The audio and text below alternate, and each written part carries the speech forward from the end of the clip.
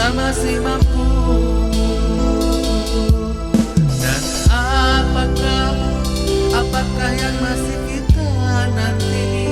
Ayolah mulai kita taati perintah Rabbul Ijati. Kullu nafsin dha'iqatul maut, yang bernyawa pastikan mati. Tidak tua, tidak muda, semua kehendak Ilahi. Siapkan diri kita, siapkan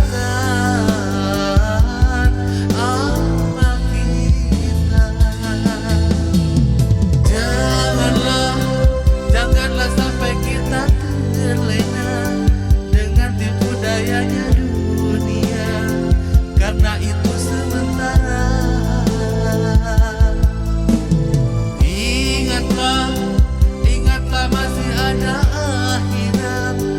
Janganlah sampai kita tersesat, supaya kita selamat.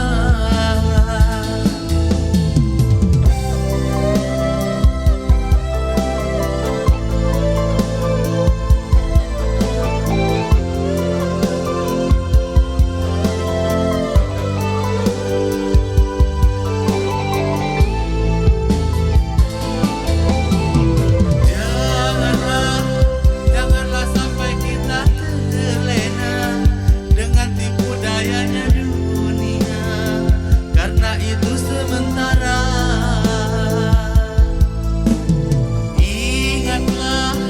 Ingatlah masih ada akhirat. Janganlah sampai kita tersesat, supaya kita selamat.